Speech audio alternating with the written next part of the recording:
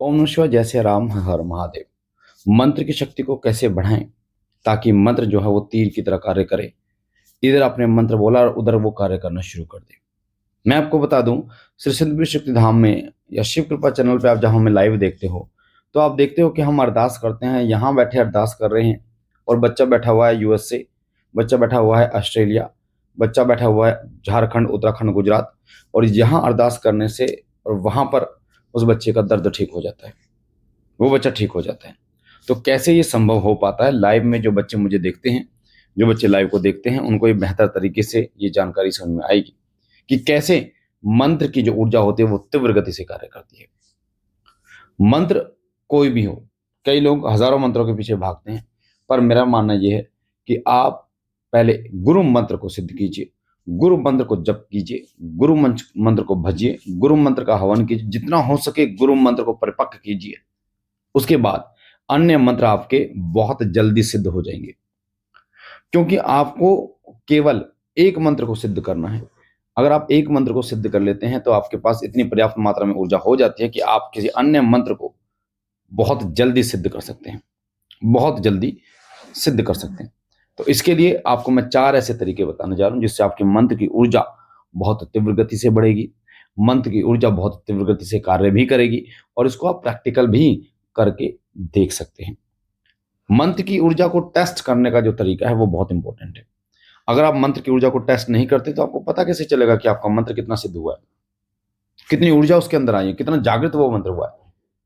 कई बार आप जल अभिमंत्रित करके किसी को देते हैं या कोई सामग्री अभिमंत्रित करके किसी को देते हैं, या फिर आप उसके दर्द पर फूंक मारते हैं, तो 1 बार, 3 बार, 11 बार, 21 बार, 108 बार तक लोग फूंक मारते हैं।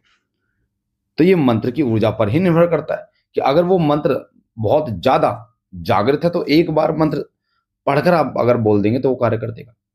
कई बार 11 बार पढ़ना पड़ सकता है, और जिनका मंत्र थोड़ा वीक है तो उनको 108 बार भी बोलना पड़ सकता है।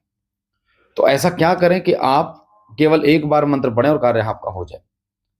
और कई बार धीरे धीरे आपके मंत्र की शक्ति क्षीण होती चली जाती है, क्योंकि आप बहुत सारे मंत्रों को जप करते हैं, बहुत सारे मंत्रों को आप सोचते हैं कि बहुत सारे मंत्र सिद्ध कर लूं, मैं माँ काली के भी मंत्र को सिद्ध कर लूं, मैं हनुमान जी के मंत्र को भी सिद्ध कर लूं, मैं बाबा भोलेनाथ के मंत्र को सिद्ध कर लूं। और इन चक्करों में पढ़कर फिर आप हर मंत्र को अधूरा छोड़ देते हैं, यानी कि किसी मंत्र को भी पूरा नहीं कर पाते। आप उसकी जागृति, उसकी सिद्धि जो है वो आप लगभग 30%, 40% पर जाकर छोड़ देते हैं, जिससे ना तो वो मंत्र सिद्ध होता है ना अन्य मंत्र सिद्ध होते हैं। इसका मतलब आपको उन मंत्रों की सिद्धि प्राप्त नहीं होती, ना ही वो कार्य करते हैं।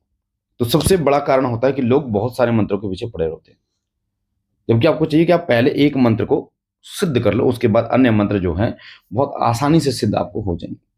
तो कौन से ऐसे वो 4 तरीके हैं जो मैं आपको बताने जा रहा हूं, जिनसे आपका मंत्र बहुत तीव्र गति से कार्य करेगा, और आप स्वयं इन चीजों को खुद देखेंगे।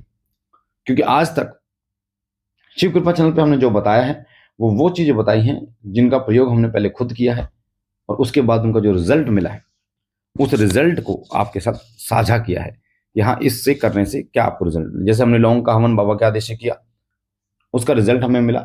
उसके बाद उस रिजल्ट को हमने आपके साथ साझा किया कि कैसे लौंग का हवन करना, क्या क्या इसका फायदा।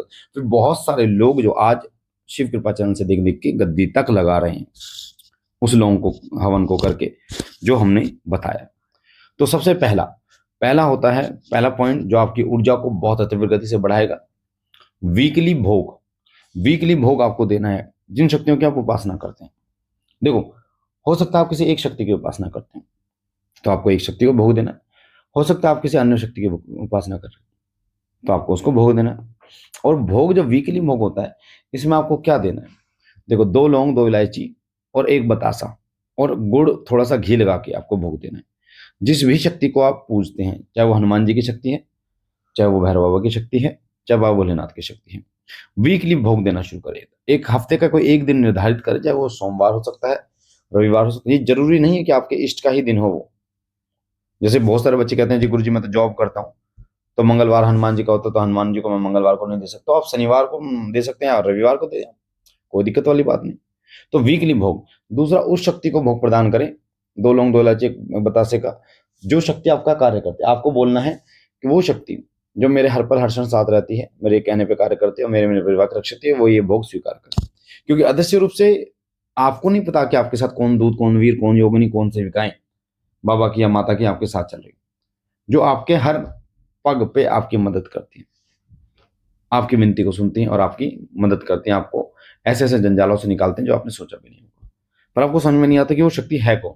तो आपको उस शक्ति का भोग देना कि मेरे साथ रहने वाली वो पवित्र पवित्र शक्ति जो हर पल हर क्षण मेरे साथ रहती है, मेरे में परिवार की रक्षा करती है, वो ये भोग स्वीकार करें। तो सबसे पहला हो गया वीकली भोग और उस शक्ति का भोग जो आपकी सहायता करती है। दूसरा हो गया मंत्र का भोग। मंत्र का भोग यानी मंत्र को भोग देना है आपको। हम मंत्र को भोग कैसे देते हैं? मंत्र को भोग देना है आपको कि जो भी मंत्र आप, जितने भी मंत्र आपने जप करें, उन मंत्रों को 11-11 बार बोलकर आपको 2 लौंग के जोड़े घी में डिप करके, फूल वाले हों, ध्यान रखना, वो 11 पे अग्नि पे छोड़ देने। यानी जैसे ओम नमः शिवाय मंत्र है तो मैं 11 बार ओम नमः शिवाय पढ़ूंगा, बोलूंगा ओम नमः शिवाय, ओम नमः शिवाय, ओम नमः शिवाय, ओम नमः शिवाय, ओम नमः शिवाय, ओम नमः शिवाय, ओम नमः शिवाय, ओम नमः शिवाय, ओम नमः शिवाय, ओम नमः शिवाय, ओम नमः शिवाय। तो 2 लौंग डाल दूंगा घी में डिप करके। इसमें स्वाहा नहीं लगाना, ध्यान रखना इस बात का, इसमें स्वाहा नहीं लगाना है, इस चीज का ध्यान रखना। और इस वीडियो को जितने शिष्य हमारे सुन रहे हैं उनके लिए भी ये महत्वपूर्ण है, वो भी इस कार्य को जरूर करें। तो मंत्र का भोग देना है, आपका गुरु मंत्र हो या अन्य कोई मंत्र हो, सारे मंत्र जितने मंत्र आपने जप करे हैं उन सब का भोग आपको कम से कम 11-11 बार के, जैसे एक बार 11 बार बोल के दे दिया, फिर 2 बार दे दिया, 3 बार, इस प्रकार देना है, कम से कम 3-3 बार जरूर देना है। तीसरा कार्य आपको करना है लौंग का हवन। लौंग का हवन बहुत पावरफुल होता है, ये मैं आपको पहले बता चुका हूं, इसका कंपेयर कहीं नहीं किया जा सकता। लौंग के हवन के माध्यम से आपकी शरीर की ऊर्जा बहुत तीव्र गति से जागृत होती है। लौंग के हवन की पूरी जानकारी हमने शिव कृपा चैनल पे दे रखी है, शिव साधना केंद्र चैनल पे दे रखी है कि लौंग का हवन कैसे आप कर सकते हैं, कैसे लौंग का हवन आपको आगे बढ़ाता है। और मैं आपको बता दूं, लौंग के हवन का आदेश बाबा भोलेनाथ से ही मुझे मिला था, और जिसको मैंने किया उसका रिजल्ट मैंने देखा और फिर आपको सबको बताया। वो बात अलग है कि आज लोग अपने चैनलों पर कॉपी कर करके डाल रहे हैं, बट लोग जानते भी नहीं थे लौंग का हवन क्या होता है। उस टाइम पे लोग ये कहते थे अच्छा लौंग का भी हवन होता है, हंसते थे। और आज वही लोग लौंग के हवन को कॉपी कर करके डाल रहे हैं। तो लौंग का हवन बहुत पावरफुल होता है बेटा, इस चीज का ध्यान रखिए। हर रविवार, हर हफ्ते, हर संडे को श्री सिद्धपीठ शक्ति धाम में दरबार लगता है, फरीदाबाद में दरबार लगता है।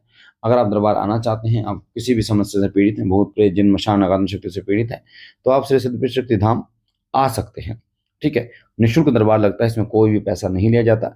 दरबार के नियमों का पालन आपको करना होता है। एक अरदास लेके आनी होती है, तिल के तेल की बोतल, एक चुटकी मिट्टी अपने घर की, और बाबा जी के लिए भोग लेके आना होता है। ये चीजें आपको लेके आनी होती है।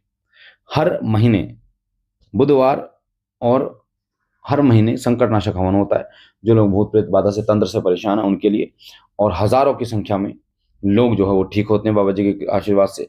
तो आप धाम पर आ सकते हैं, संकटनाशक हवन करा सकते हैं। उसके लिए आपको 8130404375 पर व्हाट्सअप करना होता है, उसकी पूरी डिटेल आपको बता दी जाती है। चौथा तरीका होता है, चौथा कार्य आपको करना होता है अपने शरीर की ऊर्जा को, अपने मंत्र की ऊर्जा को बढ़ाने के लिए, वो होता है साधना को, एक साधना को बार बार करना। एक मंत्र का जो साधना होती है वो बार बार करें। कई लोग क्या सोचते हैं कि एक बार एक मंत्र की साधना कर लें तो वो सिद्ध हो जाएगा। कई बार आपकी गलतियों के कारण, कमियों के कारण वो मंत्र सिद्ध नहीं होता, और आप सोचते हैं कि वो सिद्ध हो गया, वो कार्य नहीं करता। तो आपको एक ही साधना को बार बार करेंगे, आप बार बार करेंगे तो वो इतनी परिपक्व हो जाएगी कि वो मंत्र इतना जागृत हो जाएगा कि केवल आधा बोलेंगे तो कार्य कर देगा। तो ये जो मैंने आपको 4 पॉइंट बताए, इनको आप करेंगे, 100% मंत्र आपका जागृत होगा और मंत्र की शक्ति आप स्वयं का देखेंगे। बाकी मुझे आशा है जानकारी आपको अच्छी लगी होगी। पहली बार चैनल पे तो चैनल को लाइक कीजिए, शेयर कीजिए, सब्सक्राइब कीजिए। बाबा भोलेनाथ आप पर, आपके परिवार पर सदैव कृपा बनाए रखें। हम मिलते हैं नई जानकारी के साथ, तब तक के लिए ओम नमः शिवाय, जय श्री राम, हर हर महादेव।